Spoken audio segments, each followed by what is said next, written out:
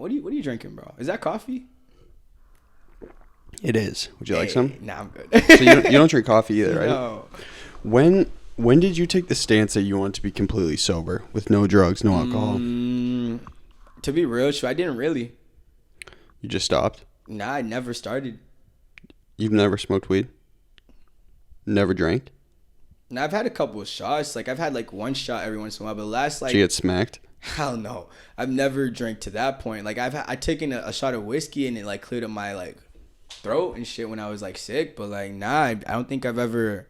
I don't need that shit. You're just uninterested, or is that like growing up, your parents never did any substances, or? Yeah, like my parents never did any substances, and plus it's like, dude, like I've always been the weird guy, bro. Like I never really felt a need to like really do the most to like impress people. I've always been like somewhat of an outcast. But you're an entertainer. Entertainers naturally want to impress people. I've been to your shows. I went to the show at Atwood's Tavern, bro. It was a dope show. It was like my favorite live show I saw all year, bro. That was a great show. But you definitely, but you definitely commanded the crowd and like wanted attention. That's 100%. That wasn't. But yet, you forgetting. My goal wasn't attention because I was already getting the attention. My goal was to make it. My goal was to make it a good show for you. Like I feel like every entertainer wants to entertain, wants to be the best at their craft. Like I have a goal every show that like anyone that comes to my show could like really feel connected with me, you know? I think you did a really good job at that. Hey, thank you so much. When's the next one? Nope. Nope. Oh, okay. Maybe in LA. The next show will probably no maybe. I'm going to LA. I was just out in LA. It's great. You're gonna love it, bro. I know. Like last time I went there, I met like Father. I met like Romeo Santos' DJ, bro. I met like so many different people. Hey, I'm MyCompiledThoughts, and this is my Diamond Hour. Oh God, what's going on? Where am I going? Dad? Yes, my son. I am Deuce, the deer god. I'm so confused. Who am I? Derek. Your true name is Dercules. Wait, what? Yes. You are Dercules, the god of the forest.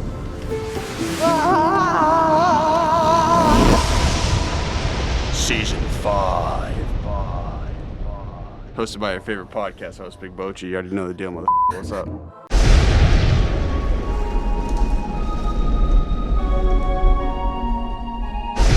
Hey, everybody. My name is Conor Holway, and I run the Golden Hours podcast. And listen, if you by chance get any sort of value from this episode, whether you laugh, you cry, you learn something, you're entertained, just share it with a friend. That's all we ask. You guys got friends, right? Yeah.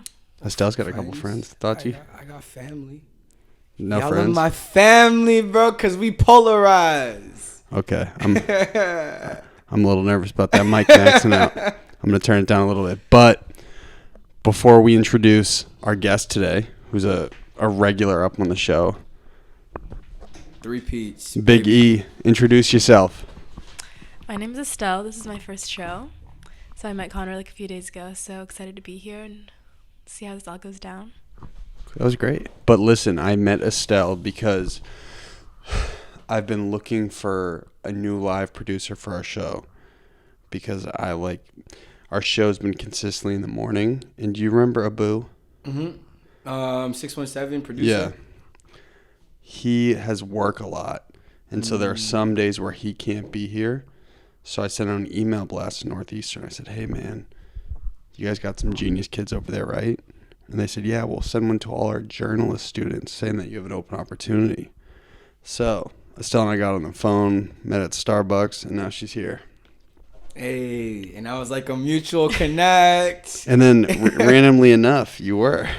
There's a little triangle going on here. How'd that happen? Do you guys like randomly start talking and go, hey, so I work with this guy, da-da-da-da-da. So like I was looking at the Instagram and I was like, wait, I know two people. It was you and Genesis that both followed. Oh, Jen. I Oh. think I met Jen at Phoenix Down as well. Yeah, she was with me. She does the SFX stuff, right? Yes, she's dope. Okay, well, with that being said, I've run a ton of episodes of this show. A ton. 173 in total now? Or No, is it like- not that many. Maybe 137. Oh, fire. But Oh, I got my numbers mixed up. It's all I good. said 173. it's all good, bro. We've been on a school for a while now, right? Wow, yo, that ass. Bro, what is school? Listen, big facts. But I've had very few episodes that I think people have taken such an opinionated stance on than our last one. And so Thoughts is always extremely honest when we run interviews, because we ran one like probably a year ago. It's the first one, right? Yeah, like maybe it was, I think it was last year around like March. No. It That was the yeah. second one was in March, bro. Then it was probably And 2 Kofi years was ago. there. Or was it Kobe or Kofi? Kofi, yeah. It was 2 years ago then. No, the it first was one. not 2 years ago, Yeah, it bro. was, Dude, I bro. was in No. college 2 years ago. Nah, bro. 2018, because 2018, maybe it was like Bro, it was last fall. last fall. So that's like a year ago, bro. A year ago. That's 1 year. Oh, shoot. I thought a year ago would be March, bro. I think I'm in spring right now. Jeez. Nonetheless, on my right, I have my close friend and a great guy, My Compiled Thoughts. You're always so sweet, bro. And on my left, I got this innovator, the world most genius, podcast influencer, Conor. Conor. Last time I spelled it with like 8 N's. This time I spelled it right. You're a great guy. Hey, you too. Are we still calling this the Positivity Podcast? Oh, yeah, that's Thoughts is extremely positive. I'm like a Nah, positive really too. Nah, he's more positive than me. Hey, You don't- can you give a quick synopsis of who you are and what you do? Well, basically, I am Boston's own and well-renowned artist. You feel me? I just be out here creating vibes and landscapes using sound and just my personality. And basically, long story short, I go by My Compiled Thoughts, which is just a general compilation of me. And you recently just dropped a project. Can you elaborate on it? Yeah, so recently I dropped this amazing project called Phantom, which was basically a 4-song EP where basically I reflect on my relationship with a few people that entered my love life and just my life in general. And just like went about trying to like figure out why I always felt so invisible in them. You know? In these specific people or in general? Just in general, like first of all, like I was mildly inspired by the Phantom of the Opera, and then like through my relationships, I The started, movie or the actual Yeah, Broadway production? The movie, the actual movie. In Tarzan, da, da, da, I haven't seen it. Have you, Estelle? boom, boom. I haven't either. Wow, that's like a classic, bro. Like it basically details this deranged like phantom, I guess, that lives inside this opera. I'm and familiar with the follows- story, but the movie came out when? Do you remember? like in the 90s, I think. I forget. And so what, were you just like scrolling through FX and like it popped up or what? I think way back when in my high school, one of my music teachers played like the beginning of it, and he never like finished it. And I don't know. I have like something for like weird 80s like rock songs and like weird 80s songs in general. So like I just fell in love with the character and just how blindly illuminated he was into this like atmosphere of just like love and just passion and just like anger and just like savagery, you know? And so when did that kick back in? Like, It was when I did you ever a thought randomly just pop up like, hey, I love Phantom of the Opera. I think this would be a cool project to revolve something around. Basically, like I think I just was walking down the street one day and how normally all my thoughts happen. I was walking down the street, I was going lee dee dee dee dee, and then like I thought about the Phantom of the Opera and how I never finished it, and so I started retracing my steps back into it, you know, like I do with a lot of movies. Well, one thing we've discussed a couple times is like we're the ADHD boys, right? So I feel like you have so many projects going at once and it's hard for you to actually complete something. What type of disciplines did you institute that you were able to actually finish this one? To be real with you, it's just I gave myself a time and I wanted to get it done. You know, like for me, like my biggest thing is my thing is never not completing projects. because I find that I'm usually pretty good at going from point A to point B. Bro, come on. Honestly, yeah, for real. Like whenever I like anything, yeah, honestly, anything I really want to do, like I usually get done. You know, like I have like this cool like secret thingamajig that's happening this weekend. Like I want to get that done. It's getting done. You know, no matter how it comes out. Like I asked you if I could be on the podcast. You know what I mean? We were able to bless me with this. It's like I'm pretty organized in the sense where like I know how to get from point A to point B. Like my biggest thing is like literally tallying everything up so that I get to point B, basically. It's drifting. You might have to just go handheld, honestly. Right, cool, no problem. I like handheld. Just scrap that. It'll be easier. Oof. Yes, bro. Get away from me. Yeah, that's fine. Perfect. Quite the professional setup we have here. Huh? So it's professional because you're on it, bro. Well, listen, I have a hard time at least agreeing with you in terms of that you always get everything done because you have so many different ideas at once. So how do you constitute what you choose to finish? Like, do you have like an overarching goal of where you want to get and you think these steps map to that, or? Yeah, like with everything in life, you have to have one big goal. My big goal is to be an artist. I wanna simply be like the best musician that I could possibly be, and also be like the best potential artist I could potentially be, you know? Like I find it freeing. Hold it up just a little bit. Huh? Hold the mic. Oh. I find it freeing, you know, being able to say I have this big ass idea and just being able to walk towards it. And so that's usually how I prioritize and how I stay focused. What does that look like for you though, as an artist? Like the end vision when you like are trying to manifest. So for me, honestly, bro, I want the money and the hoes and the clothes, whatever you said in that song. But honestly, like for me, like my really big end goal, the way it really looks like for me manifesting is just me being able to take big trips with whoever I really feel like it. You know, being able to take a group of like 8 people and being able to say, hey, so I want to go to Paris today, and boom, being able to do that, being able to like walk into a homeless shelter and be like, hey, I need like as many people are in here, everybody in here is able to like is gonna learn about this, do that, and just being able to just like start up a bunch of charities, start up a bunch of different things. I wanna be able to turn my circle and turn it into like a community, you know. You want to just have full liberty in your day to day. That's I want real freedom. That's really it. Cause right now I feel like I'm free right now. You know, like I don't have a 9-to-5 that holds me down. We were talking about this the other day. Like how do you survive when you're going through this? Like when you don't really have something consistent. And like I'm good. Like I told you this last time. I'm very good. I'm very fortunate, and I'm very aware of where I want to go and what I need to get there.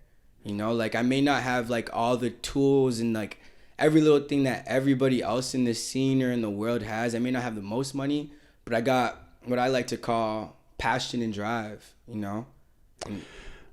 So what does that mean, though, that you know what you have to do to get from point A to point B? Are you writing your goals down consistently to get to the end point? Or, like, what is your day-to-day like right now in terms of progressing as an artist? So as an artist, the biggest thing that I found progressing as an artist, like what most people don't realize is like, it's like one of your favorite shows. I was watching the Joe Rogan podcast the other day. I don't know why I keep saying that's my favorite show. I just keep assuming it. No, I feel like just when we were back in the day, bro, that was always talk about that. You feel me? Like no, you mentioned it once. Yes, he mentioned it a few times. It wasn't even once. I love the variety of Rogan's show, but it's not like it's my favorite show. Shoot, like my bad. It's not your favorite, but like a show that inspired. Like, are you inspired by the Joe Rogan podcast? Yeah, absolutely. All right, so yeah, so basically, I was watching the Joe Rogan episode where he was talking with this Brazilian or UFC fighter, and he was basically describing how the UFC fighter was talking about how he doesn't find it beneficial working out till you're fatigued. You know, he was talking about how taking preliminary steps towards like if you're trying to get super ripped, you're better off doing like a 15-minute workout every single day of the week versus like an hour workout twice a week. I will tell you right now how you guys can get ripped. Tell us, what's up? Eat 1 celery stick a week and a little teaspoon of water. That's it. We're calling that the crucifix diet. Oh my god, the crucifix diet. Imagine. But yeah, long story short, like taking into account what he's saying, I find that I get more benefit when I'm just consistently doing like making music. So every single day, every time I breathe, it's like a song playing. It's like a letter being written. It's like someone I'm talking to. Like the way I met Estelle was literally me walking down the street and saying, "Oh shoot, her and her friends are cute. Let's find out what's up." You know what I mean? Like how is it? How's the vibes? Yeah, my question was, what steps you take on a day-to-day basis to progress your career? So to progress my career, personally, I'm just making sure I'm reaching out to every single person I can. You know, like on my Instagram, consistently posting, on my via email, just consistently reaching out to different bloggers and different labels and different people that potentially could meet me in the middle. And just honestly, as far as it goes, like just honestly figuring out what the next best thing for me is. Do you ever feel like it's because being in an entrepreneurial space, it's tough? Do you ever feel like sometimes you meander and it's not always a straight path for you, or? Of course, definitely. Like I feel like I'm inspired by so many different things. Like I want to make a movie. I want to write a book. I want to draw pictures. I want to paint. And like being the type of guy I am, like it's easy for me, like we were talking earlier, for me to get lost in just like everything that's going on in my head. So being able to say, yo, music is my focal point right now. And so like literally on the days where I really just want to be like, yo, I don't really want to make a song. I just want to paint every day, paint all day or paint for a week. Because what most people don't know is like there was a period this year where like I was literally just making paintings nonstop. I have like, where are they? You have pictures? Yeah, they're in my crib. Well, they're in my room. We'll swap it with this one. Honestly, I could get you a canvas. That'd be fire. I would love that. Fire. Like my friend Carl has like 5 pictures that I made in his crib. And like, yeah, like I'm writing a book right now too. So it's like, what's that called? Letters to You. Is it about a shorty? Not necessarily. It's a rom-com or what? It's like basically what it is. It's like daily archives. You know, daily thoughts. It's like daily affirmations. So basically, like the first intro that I have is literally talking about how powerful the word you is. You? YOU. And how synonymous to like you, which is like I think a baby sheep, that is. And so basically like it starts off by describing how powerful you is and how powerful you are, you know? And so basically that's how the first page goes. Then it starts breaking down into my psyche. So basically like one of the first like note archives I have is literally talking about how sad I am. The other archive is how in love I am. Basically it's like a journal. Basically it's beautiful. Oh, so it's like kind of an autobiography type, or? Yeah, basically like an autobiography, like genuine letters to you. Like if you were reading it, you know that it was centered towards you, like me reaching out to you. Now, why do you say you're sad? Because we've had this talk a bunch. Well, it's interesting because sometimes the most outwardly happy people are sometimes the most deeply sad. Do you feel that way? It depends on the person. Like what I could honestly say is like I am in such a better place. Like from my last podcast, like I was to like now I was very out of it. You know, like I feel what's changed? I like honestly what's changed is just direction. Like we were talking about like what steps am I taking to get my career going now?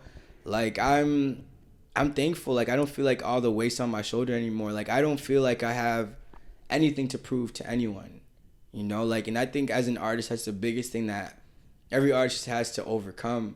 Like if for a couple years now, I was trying to figure out what the best sound is for me, what the best pocket is for me.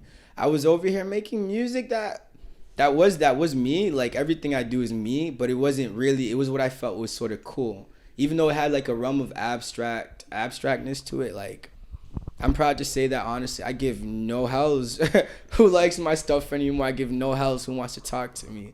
And I give no hells. I could swear, right?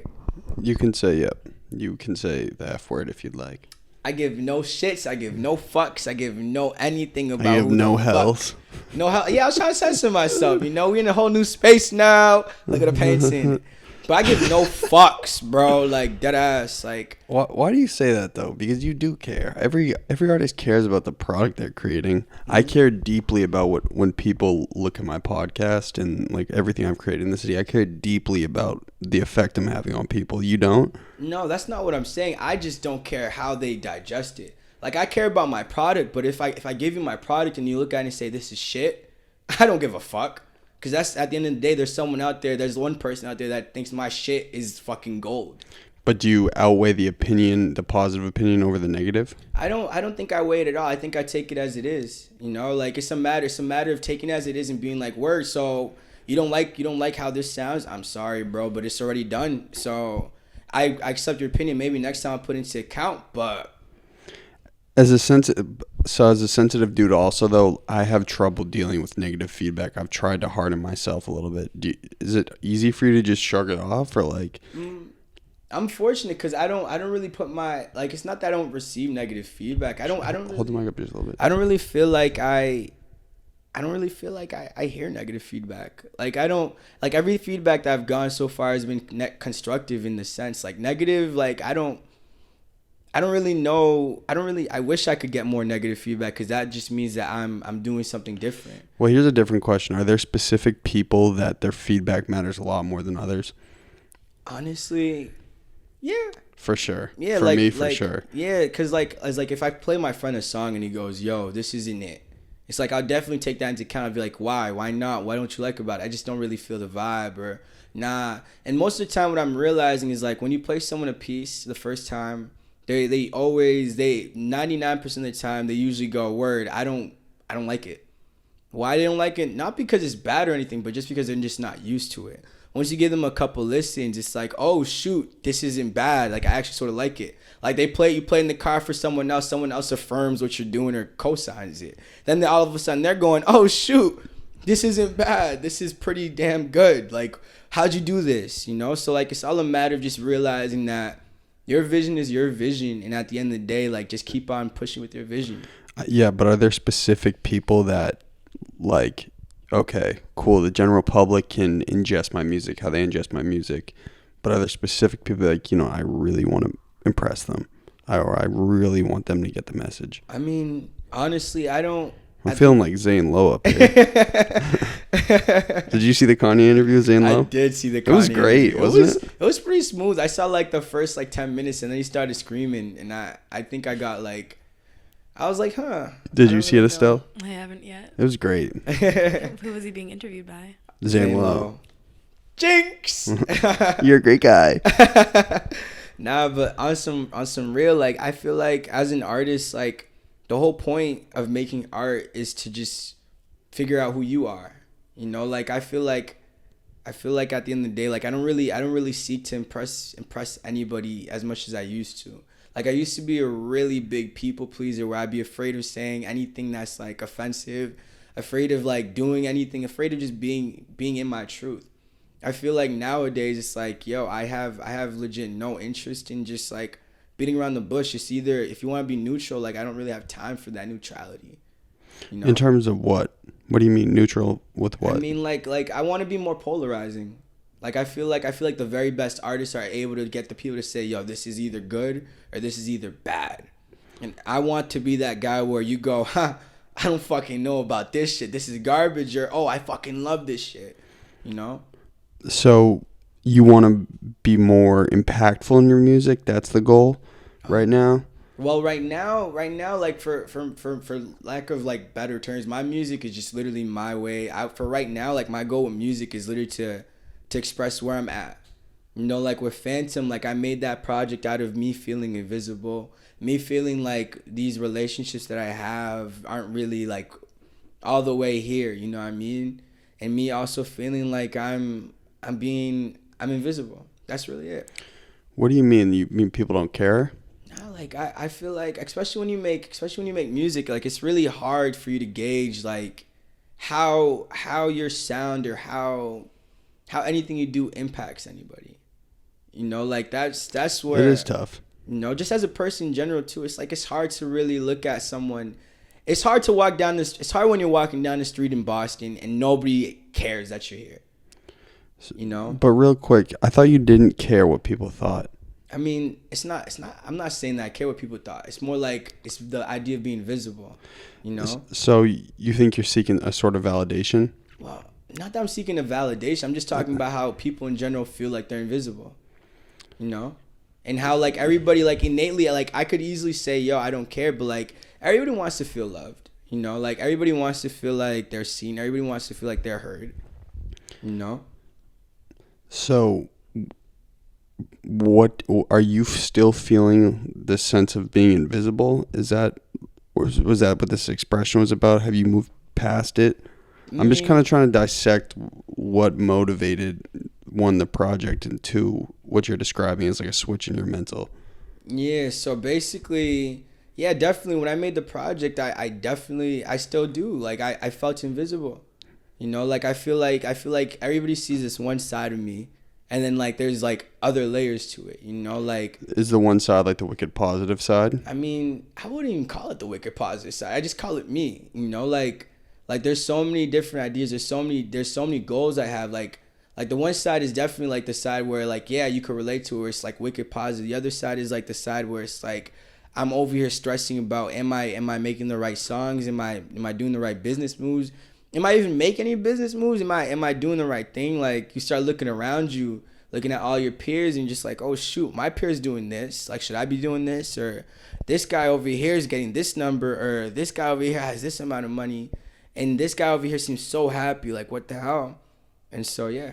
You consistently compare yourself to other people? Not that I consistently compare myself. I don't think I compare myself at all. I think it's just more like... It's always been an issue for me, honestly. Like, I stack my success up against tons of other people. And honestly, sometimes it's, like, motivating and it keeps the steam rolling. But at the same time, I think it can be self-sabotaging. Yeah, I agree. I definitely agree it could be self-sabotaging. But, like, I feel like it's important that you're aware. You know, you don't want to walk down, like, a train track and not be aware that there's other people walking on the train track with you. So, like, I feel like it's important that you look at who else is around you. But, like, as far as comparing goes, I don't feel like I ever really compare myself to them.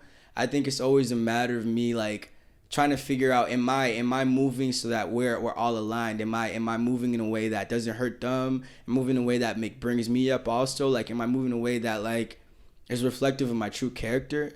You know, like, I don't ever want to be taken out of character. I don't ever want to be, like, you know, pulled outside myself. How frequently does your mood change? Honestly, I'm in a good place right now. So like honestly, my mood it depends on the season, honestly. Like, oh, here's this astrology stuff. Thoughts is heavy on the astrology. What are you, a Virgo? I'm a Libra. But like honestly, I feel like it really does come down to like the different energy around me. You know, like if I'm in a room with like a bunch of people that I don't know, like I've learned to like really tone like the type of energy I give out. But couldn't that's just like a natural social anxiety though, right? I mean, yeah, like I used to be so socially anxious, bro. Like I could not imagine that. For real? Yo, like that's serious. Like you'd be surprised. Social anxiety comes out in different forms. Like for me, my biggest form was like always doing a lot. Yeah, I'm the same way, bro. Yeah, I know. When you're nervous, right? When you're nervous, you start doing a lot. You start talking a lot. You start looking for like little types of validation. It's like, hey, can I get this laugh? Can I get this person to like accept me? And you always or say hi to everybody, move around the room a bunch. Yeah. So like for me, like what I've been practicing is like literally just accepting that like I was socially anxious. You know, like you'd be surprised at how like as someone like me being so socially like open at the fact that I do go through social anxiety, that I do feel like I'm not doing enough sometimes. And then like what I realized is like, bro, you'd be surprised by you just being there, by you just putting yourself out there, people are more prone to just accept you. You know, you don't have to do too much. Like God forbid, like there's days where like you could be off the rails and but like people appreciate it when you just come as you are. When you're not gimmicky, when you're just you. That's one thing that podcast has helped me with a lot, because before this, I was always very like sales mode with everything I was doing. So I'd always be like very like upfront, like, hey, what's going on? Hey, it's Post Bonnie. How are you? Good to see you. Nice to meet you. But the one thing about the podcast is it's offered like, okay, like, damn, this dude like can chill. Do you feel like you have to sometimes remind people that there's like a more subtle side to you and a more emotional side? Because from an outsider's perspective, and when I've seen you in public, you've been to my events and stuff, you've always been like very high energy. Yeah, like for me, like I feel like that's the people that get really close to me. The people that get really close to me have to see that side of me, you know. But like, it's like a matter of just like my security, because like as I start relax, because like whenever I go to your events, like that's a place I get to let loose. You feel me? Like I don't have to be like up and I don't have to sit down. I don't have to do anything. I could just genuinely be as open as I want, be as quiet, be as loud as I want. But like, let's say I'm in my house, or like we're just walking down the street together and we're just chilling. It's like, bro, there's no need for me to be like jumping up and down or screaming or running left and right, bro, or dancing. Like, God forbid if I want to. Cooking with thoughts. Yeah, cooking with thoughts. Sponsored by the Golden Deer Production Podcast. Yeah, no, I'll sponsor your next show, bro. Yo, what's up, bro? Let's do that. Let's film it, bro. What's the next vegan meal you're eating? We can make something. We can make buffalo cauliflower. Sounds nasty. Yo. But yeah, bro, I feel. Are you still full vegan? Yeah, definitely. And do you still feel like the cognition from it? Have you noticed any drawbacks from it? Or are you still in the same place with it? I'm still, to be real with you, I eat so much food that like I wouldn't know what it feels like to like. So what's your daily meal like? A tofu or like? To be real with you, bro, like today what I eat, I had avocado toast off of this like sesame basic off of the sesame seeded bread or whatever. It was beautiful, and I had like some spaghetti, which was absolutely amazing. Like the spaghetti, I had spaghetti with like, I've been eating a lot. I've been trying to eat some more leafy greens, so I had like kale in there and whatnot, and just like a spring mix, just a regular spring mix. Okay. And where's that protein coming in though? Where are you getting that from? I mean, my avocado. Is that tonight? My avocado protein, bro. You act like, bro, every time, bro. Let me hip y'all. Anybody that's out there that doesn't understand, bro, plants have cells in them, and the basic building block of all cells is protein. So as long as I am eating something that is technically alive, like my avocado, it has protein in there. Bro, I do not know if that's scientifically accurate. Bro, that is, bro, what's the basic building block of all cells? Plants? Protein, bro. Protein. Bro, this is not how it works. What do you mean? So you think that literally, bro? When you are eating your leafy greens, there is a very minuscule protein count. It is very high in carbohydrates. How many grams of protein does someone need to live? Well, I'm asking you, bro, because how much you eating, dog? Bro, I'm eating enough that I'm not protein deficient, bro. When was the last person that you've heard was protein deficient in America, bro? I never said you were protein deficient. I'm saying, but bro, like, you're getting defensive now, bro. What is this vegan conception where it's like people could potentially be protein deficient, bro? I've never heard of a sense of protein deficiency from someone that's been eating regularly, you know? It's important. Sometimes you don't know the way your diet affects you, though. I'm not saying it affects you in a random way. Do you remember what it was like when you were eating a higher protein diet? I mean, like a high protein and saturated fat diet, yes. Yeah, was it fire? No, bro, but like I'm not gonna lie to you, bro. I definitely do like sometimes miss some of the taste on my palate. No cap. Of what, meat? Or like, just not even meat, like, bro, I really like what was it that I was smelling the other day? It smelled really good, like, bro, like sometimes my mom be cooking chicken in the crib, I'd be like, holy shit, that smells bomb. You feel me? But then it brings you back to Haiti, though, right? Nigga, I'm not from Haiti, bro. No, I'm talking about your memory from Haiti with the goat. Oh yeah. You remember that? Don't talk about my pet goat, bro. Have you heard this story? No, I haven't. Thoughts. You're maxing out the volume, bro. I'm sorry, bro, but I feel like whoever's listening to this would appreciate me being louder for my pet goat. Like, that was all needed, bro. What happened? Bro, they fed me him. You got fed your pet goat? Yes, bro. When I visited How Haiti. How old were you? I was like probably like 8, bro, 8 or 7, bro. And like to this day, the smell of goat makes me nauseous. Could you imagine? How frequent bro? are you smelling goat, bro? Bro, like there's bro, my parents are Haitian, bro. You feel me? Like sometimes they bring like live like goats to the crib and cut it up and like eat it, bro. No way, for real? Yeah, bro. Like you go to a butcher shop, get a goat, and it's like word. But the goat is already deceased at the butcher shop, correct? I mean, what difference would it make, bro, if they kill it or not, bro? Like, well, would you be able to kill a chicken? Well, no. The way you just described it is that your parents would get a live goat from the butcher shop, bring it back to your crib, and slaughter it. it's already dead at the butcher shop, Yeah, correct? it is. Okay, good. Yeah, but I mean, I didn't know what's shoot, what going on at your house, difference- bro. But what difference would it make, bro? Like I feel like that's the biggest thing with meat eaters. Meat eaters have like this weird like kilophobia sometimes. It's like, honestly, I like to say, I always like to pose a question: could you realistically see yourself killing another living thing that you've helped raise? Because it takes a different type of human to be able to do that, bro. Honestly, no. Real quick rewind. So you've just never been interested in trying to smoke weed once and see like what it's like to get high, or like Honestly, feel bro, like what it's like to get drunk?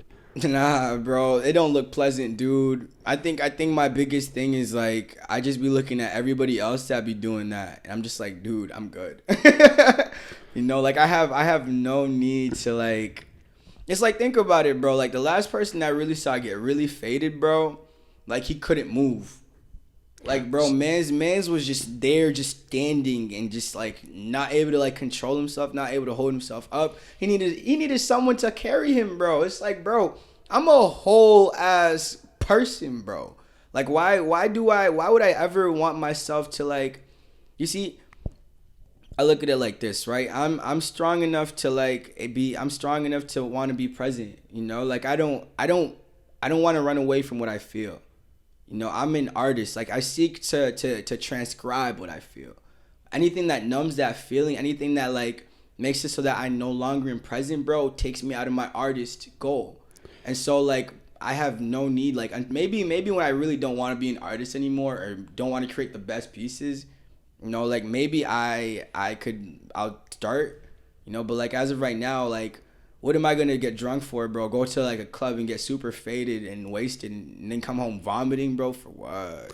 Some artists say that it helps alleviate some of their inhibitions, though. You don't feel like, you know, you have some mental blocks that could, well, I guess you don't even know because you don't even know what it's like. Yeah, but like, it's like, think about it, right? Like, if you need, it's at that point it becomes a crutch, you know? Like, I want to be able to create from just myself. Like, I don't want to have to be stimulated by anything else. You know, if I need, it's like if you go into a social scenario and for you to talk to anybody, you have to get like 2 drinks inside of you. It's like, what happens when there's no more drinks? Are you just gonna be like shelled up in the corner? You know, like no offense to anybody that needs it. Like I believe that like life is all about using whatever you can to get an upper edge. If that definitely gives you an upper edge, definitely go for it. But I just know that like if I ever started drinking, ever started smoking, I'd lose myself, and I don't want to risk losing myself when I haven't even found myself yet. Have you ever thought that it's hard to have the conversation with you because you've never felt it, so it's like weird. Who's your favorite artist right now? Honestly, bro, Burna Boy. Is Burna Boy completely sober? I don't know. I think he smokes a little pack, bro. I mean, I don't want to misquote here. Maybe even It's Frank my Ocean. destiny. So, I love that song. Girl, you man on my brain, but like nah, like Real quick rewind. I heard a big Frank Ocean crossover with the song where you say I'm looking for Mona Lisa. It was very similar to Pyramids. Was it inspired by that? I love Pyramids. I love it. Are you familiar with that song, Estelle? Yeah. She's working at the Pyramids tonight. Yo, like to be real with you, like if you go through like all of Phantom, like you'll like start noticing like different patches where like I'll take like melodies from like different artists and whatnot. I'll take different sound bites from like one of my friends' conversations. I'll take different things, and cause like I genuinely like I really live like my name, bro. I literally am compiling my thoughts, bro. Like every song is a different piece of myself, you know? Like Phantom literally was me talking about like how I went out with this girl one time, an ex. Shout out to her, she was an amazing girl. And how like literally all she'd ever say to me is she loves me in Spanish, but then whenever I go out to eat with her, whenever I go out with her, she'll make me feel like I'm not really there, you know? Have a lot of your ex-girlfriends, have you had like a tough time connecting with them as an emotional dude? Like some girls, I think in my experience, have a hard time connecting when it comes down to it with dudes who are more sensitive. Has that been tough for you? For me, like the biggest hurdle that I Does that make sense, Estelle, what I said? Like they don't expect the guy to be as sensitive? Yeah, as sensitive as they are. To be real with you, when it comes to relationships, I don't really think like I'm not a sappy guy. You know, I'm very goal oriented, and I'm the reason why I say women even like me, period, is literally because like I feel like I have at least a decent balance of like feminine and masculine. Like I'm open enough to the point where I can communicate clearly what I need her to do. I'm very direct. I'm very like goal oriented, but I'm also like feminine enough to the point where it's like I could be like, yo, I feel this, or I need to be able to like I'm not as like structured, you know. So it's like a weird middle ground for me. Has it gotten you in the way of your relationships being as open you are about your feelings? Has it? Like, has it ever been like a barrier between you and your ex shorties? No, my shorties love that. it's like how they love that. The biggest thing that I've always gotten into qualms with is literally my openness. Since You're too open sometimes. It's not that I'm too. I'm very open. Like no filter. Like, we know. Not even no filter. I'm just like I'll walk down the street. Like at 1 second I could be walking down the street to get this, the next second I could literally look at that and be like, I don't want to do that anymore. Let's go and do this. Like I'm a very avid direction changer. Like I do not mind like canceling plans and being like, yo, we are not doing this anymore. We're going to do this. You know, like I'm an artist. I want to experience it. Like if I'm walking down the street and I see like a weird crowd of people, I will literally stop where I'm going and go to that crowd of people and enjoy what that is. And that's literally because like I want to discover the world. I want to be able to get like as many memories as I can, so that maybe if I ever reach 50 years old, if I ever reach 40 years old, bro, I could look back at it and be like, yo, do you remember that time where I was like walking down the street and we saw that weird guy painting in silver with him moving like a statue? Like, what? You don't think you're going to make it till 40?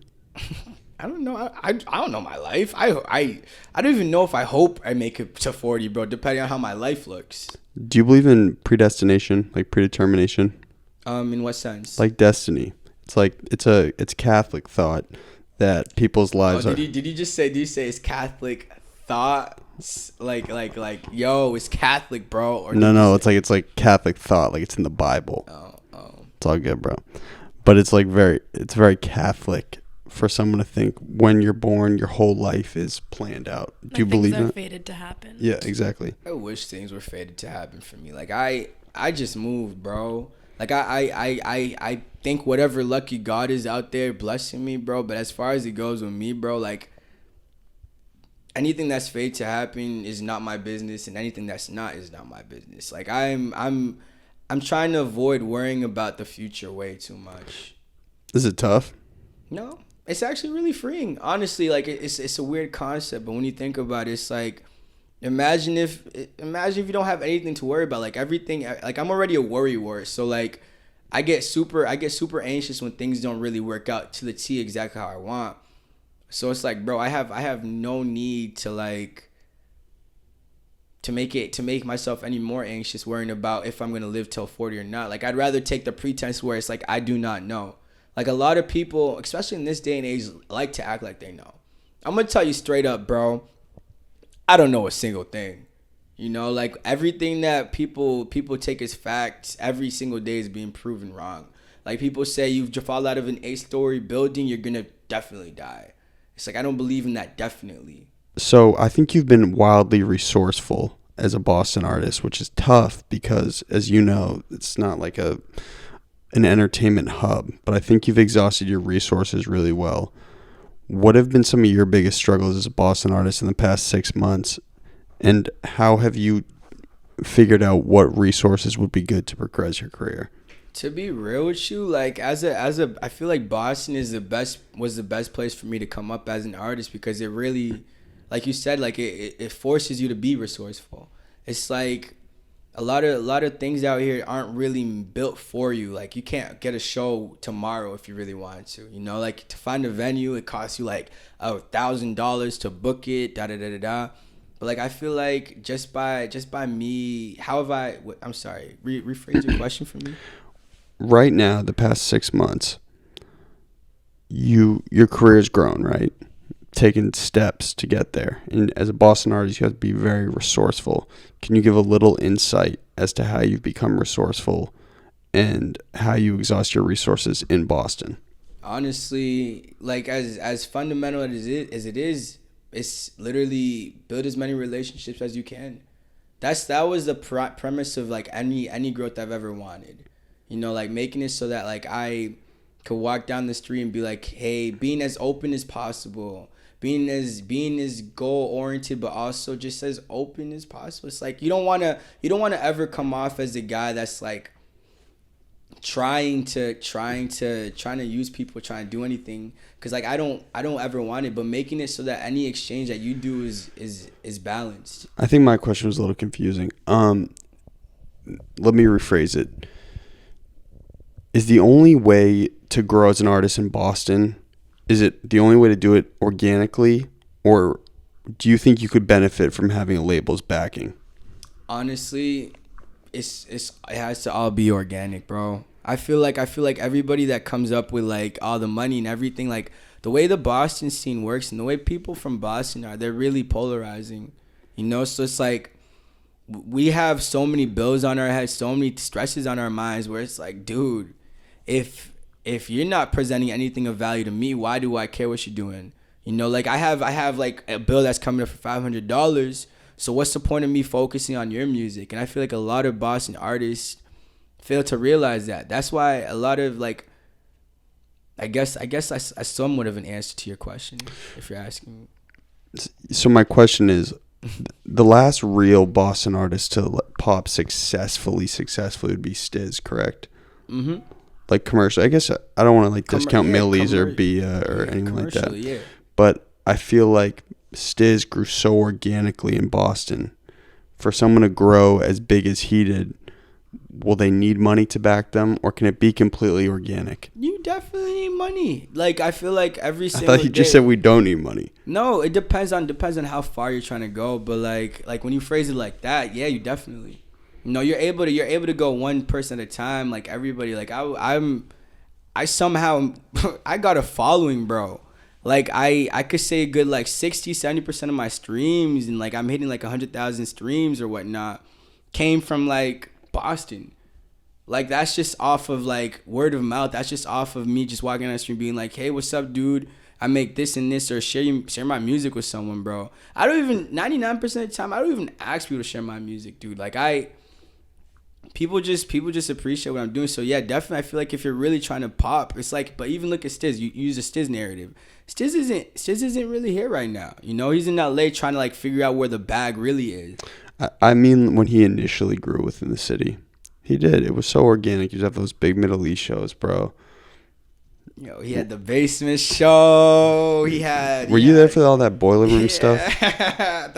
Was that wild? That was the best time of my life. That was the best year. Like I feel like Stiz really like showed shed a light on everybody. Because if you notice, it's like the way every single Boston artist is, and this is why I love it.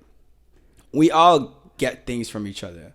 Like there's no way to say that you're not inspired by someone that literally makes music as well. Like I was so inspired by like what Stiz did to the point where it's like, dude, I want to do the same thing. I remember I was reaching out to Tim and I was like, dude, what's up, bro? Like, how can I get this? Or what do I need to focus on? Da da da da. And even Stiz, just seeing Stiz and just being able to shake his hand and being like, bro, like you're doing a good ass job. Like you're fucking handling shit. So like I feel like everybody finds that patch of inspiration. Like I think the biggest thing is that whenever like people like Stiz, like they reach, because like Stiz reached a level where he's like, all right, I have to break this ceiling now. You know, like there's a Boston ceiling where like you just there's only so many Middle East shows, only so many shows you could really throw or go to out here, where it's like you're growing anymore. You feel me? Estelle, do you have any questions? I don't mean to put you on the spot. I sometimes just say that halfway through the interview. I was just gonna ask, like, do you compare yourself to other artists that are in that same position? I mean, honestly, can you elaborate on what you mean by position? Like you were comparing him to Stiz in that sense, like that's growing. Do you feel like how's your growth going in Boston, or does like this city specifically like affect your music and like growing up here? You know, it's crazy. Like as much as I've grown as an artist and as much as my brand has grown, like you never really notice it until like you look back at your goals and you go, dang, bro, I'm exactly where I want to be 3 years ago. What the hell? You know, so like I'ma honestly say like, bro, like I'm shocked, bro. Like when I walk down the street sometimes, to the point where I walk down the street sometimes and people literally be like, yo, dude, like I heard your new song. And I'm like, bro, what? Like I remember the first time. No, you were like, bro. like I'm still trying to figure out how to react to it, because I just genuinely get so happy. I just don't even know what to say. I just go, bruh, what the hell, dude? You I'm don't fucking go, bruh. honored. You go, bro. You go, bro. Like I get so honored, because it's like, dude, like some random person I've never talked to felt so imposed and felt so inspired that by what I'm doing. Where was this? This was downtown Crossing. Like one day I woke up, like this is like one day I woke up and I was just walking down the street, and like literally the very first time I woke up, walked down the street, because I had like a habit of walking down Newbury Street and just finding things to do. Because, like, I hate staying in my crib. Whenever it's summertime, you just walk down the strip. You know what I mean? Have you ever seen Thoughts' interview with Fox 25? Was it set up, or was it just like a random? He was randomly interviewed. He was interviewed on the Boston Commons. Yeah. About the heat in the city. Oh, God. And he goes, bro, funny. It comes to a point in your life where it's just too hot. Did they just go up to you? It went viral. It was literally viral on Twitter. To be real with you, bro, I was just walking. I saw the news guy. They called you Shakespeare. Yeah, they did call me Shakespeare. I call it that's like, what do you know when it's like it's a sign. No, a tale from the future. It's like a prelude, like a foreshadowing. That's a foreshadow, guys. I'm you guys are hearing it here first. That's a foreshadowing, bro. Where are you Shakespeare? Nah. Because last time you said you're Jean-Michel Basquiat. Yes, I'm Jean-Michel Basquiat, bro. Haitian artist. You know what I mean? Nah, but no cap. What's up, my Zoe?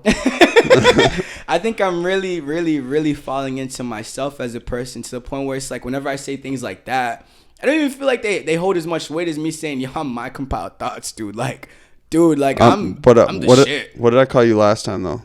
What did you call me last? My scattered ideas. You know, it's funny. My very first project ever was called Scatterbrain. And I had like this beautiful, like really happy, like angelic gospel-y record on there. It was so beautiful. Okay, quick segue. So 6 months, you were just talking about like you evaluate your progress. 6 months from now, where would you like to be? Give me a non-thoughts like answer. Give me like a very strict, like, okay, 6 months, this is where I like to be, this is my goal. So I don't know. I don't really make goals like that. Like the way it is, it's like I'm going. So if you didn't know already, I'm going down to LA soon. You know? Oh, I actually did not know that. Yeah, I'm going down to LA soon. You're going down there? Are you going across the country, bro? I'm going. Yeah, I'm going. I'm leaving to LA. No. That's gonna be fire. Estelle's legit from like literally San Francisco. San Francisco. Yeah. So it's like I'm moving down there. My band's already down there, and we're just gonna be like running shit up. Like my boy Khalif is down there, Kweku's down there, everybody's down there. So I'm basically gonna be going down there as an artist and just trying to like turn rocks into fire, basically. When's this? I'll tell you the date off screen, but it's soon. Yes, very, very soon. So in 6 months, like down there, I want to be funded. So you'll be in LA. Yeah, I'll be in LA. Okay, fire. And are you moving there? Maybe, I think so. You and South made a song. She going to LA. That shit was fire. Yo, you be in Cali. We be up chillin'. We stay up late at night. Like Berlin. Like literally. What it was crazy about lots of my music is like I've been hinting at LA a lot for a lot of times, bro. And like for me to finally say like I'm able to like go down there now. What does it offer you that Boston doesn't? Honestly, bro, warmth. Absolutely it does. That goes like both ways, but like really warmth. Like I remember the last time I was in LA, right? God forbid I almost got robbed, bro. Where were you? Yeah, I was in like legit like Hollywood, like North Hollywood, fam. Like walking down the street all chippity, bro. I was like, this is like 2 years ago, so I was way, like, way happier, bro. Like, way, like, open, way more like, yeah, bro, let's do this, let's do that. Young Thoughts. Yo, Young Thoughts was a trip, bro. Like, but yeah, I almost got robbed down there the first time I went to LA. Okay, well, what happened, bro? So I went there with like a potential manager who was like, yo, buy yourself a ticket and let's go to LA, dude. And I was like, you know what? Yeah, let's do it. Because that's the type of guy I am. I'm the guy that's like, you know what? You never know what could potentially happen. You don't know what fire you could jump through, what tidal ways you could do it. So like, I ended up going to LA with him, and like what ended up happening was like I got this Airbnb. I went there with like $300. I got this Airbnb for like like a whole week. I don't know how the fuck I found that shit. Were the tickets round trip? No. So you ran out of money in LA? Yeah. Okay. Yeah, basically. How'd you get robbed then? I didn't get robbed. I almost got robbed. So basically what happened was I saw this guy that looked like Chief Keef, bro. like I swear to God, bro. He had these cool dreads. He had this, and back in the day, bro, Bape used to be the super cool thing. And like I remember I had this boy of mine that was like, yo, if you ever see someone wearing Bape, bro, that means he's automatically cool and whatnot. Da-da-da-da, right? So this Chief Keef looking guy had on Bape, and I thought he was an artist. I was like, so do you make music, bro? He's like, yeah, bro, I make sort of music. So I was like, cool, let's hang out, bro. Let's chill, bro. Like, I don't really have any friends in LA. I don't know anybody out here, so I'm just walking. I'm vibing. I'm from Boston. Yada, da, da, da. I had these cool shoes on. I'm like, yeah, bro. So long story short, we're walking, we're vibing, and like I remember he picks up one of this old guy. He's like in his mid 40s or whatever, and the guy goes, yo, white dude, black guy. Yo, mid 40s guy goes, yo, I'm about to take this girl's phone over here. Fuck her. Right? And I just remember like the whole energy shifted. Like I had a whole panic attack. So what I did was I looked at them, right? I remember I looked at the guy, said, yo, I said, all right, cool, this whatever. So I minded my business. So then I heard them side talking and say, yo, so what's up? When are you guys gonna rob him? And I remember when the guy that I was with, the guy with the babe, kept on looking at me. Rob him. Huh? He said rob him. No, he robbed Yeah, exactly. Okay. Yeah, so basically the guy with the babe was like, yeah, bro, so what's up? Where you staying today? Let me come over. I don't really have a place to stay. And that's when I started going, fam, what? I was like, what? So one of your guys is talking about stealing a phone and you're talking about you have a place to stay, dude? What the hell?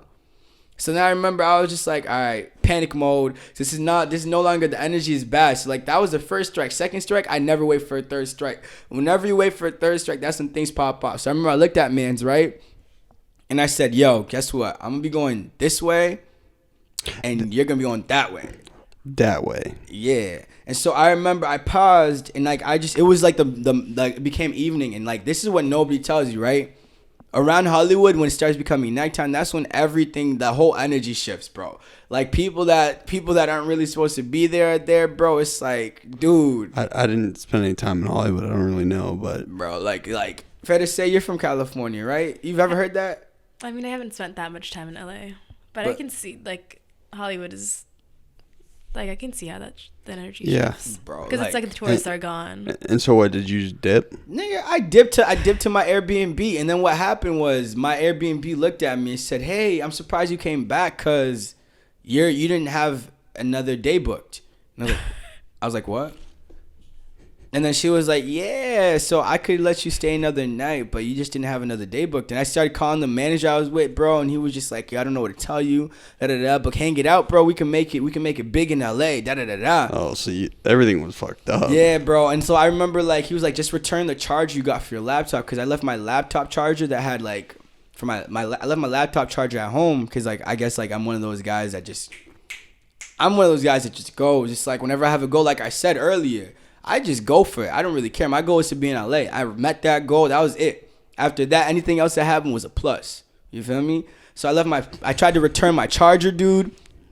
Guys were like, it's going to be credited back to your account 3 days. I was like, I have no more bread, man. You see, they're going to give me the bread so I could chill? Because I have no money for food. And I remember he introduced me to one of his friends, bro. And I was like, this is Young Thoughts, wide-eyed. Bro, you're just trying to enjoy LA. Bro.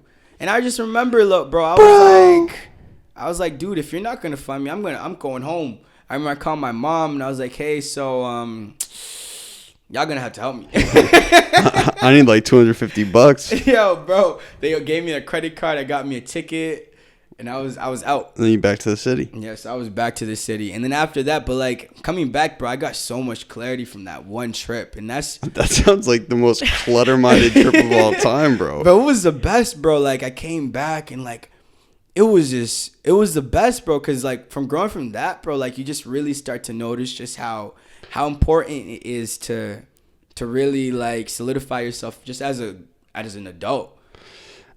One thing I learned about going out there 2 weeks ago is I've been so stuck in my routine of like, okay, grow the podcast, grow the brand, grow. Brand. Exactly.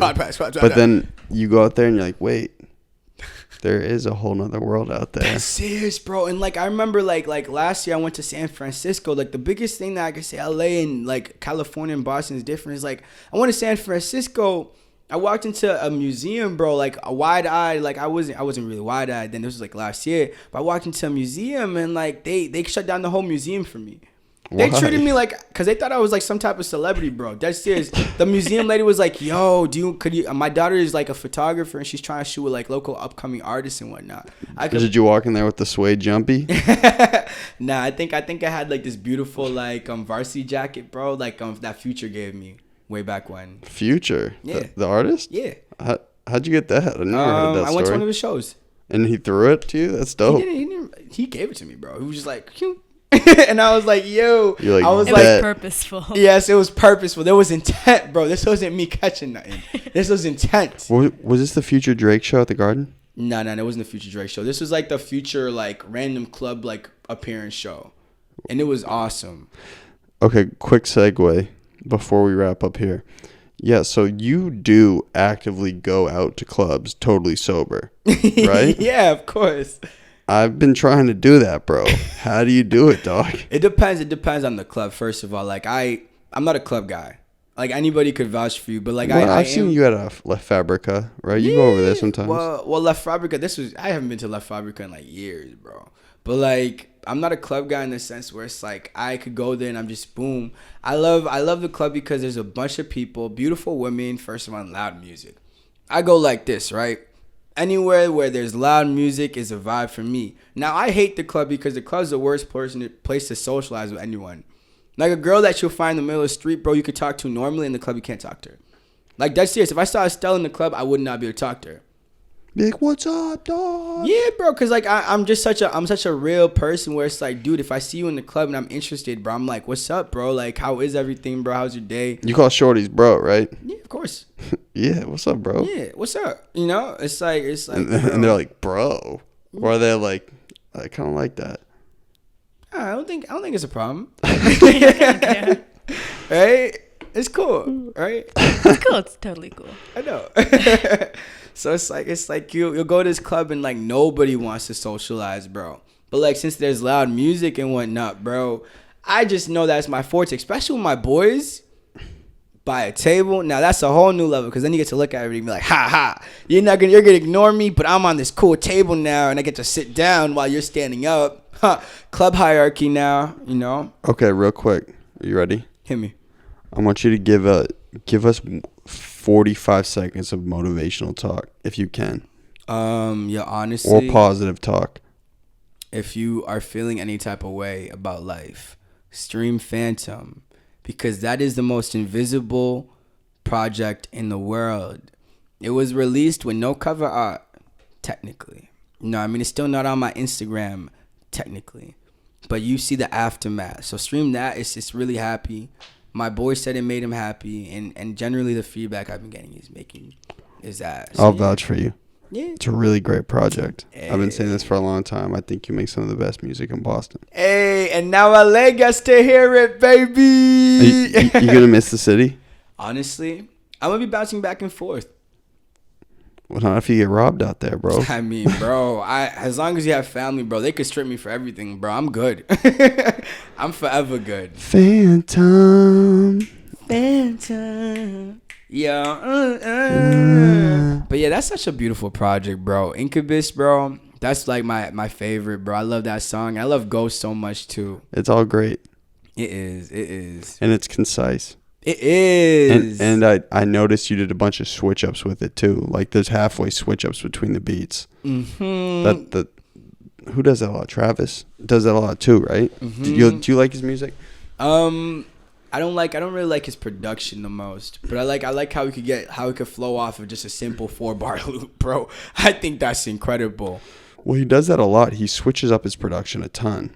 Well, and I guess Frank does that a lot too, right? Frank is like, I love the way Frank produces is my favorite by far, because Frank every 8 bars he switches it up, whether it be like a hi-hat drops out, a snare drops out, even Burna Boy. Like, I'm a fan of like the ADHD music. Kanye West is really great at that too. ADHD music is my favorite. I feel like Travis makes it so that like you're able to, he makes linear songs. So it's like he'll have a whole beat, boom, ka, and it's literally boom, ka, whole way through, no swing, bro, quantized and everything. And it's like, that's cool, but like I could only take so much of your booms and kas, bro. That's why I don't listen to modern day trap music, I'm gonna keep it a buck. I don't know what the booms and kas mean. Got no kick clue. Snare, hi-hat roll, 808. Okay. 1, give me a big hug. Hey. You're a great guy. Hey, thank you, bro. Estelle, thank you for your help today. Thank you, bro. Did you have fun? Yeah, it was interesting. Hey, this is my compiled thoughts, and that was my Diamond Hour.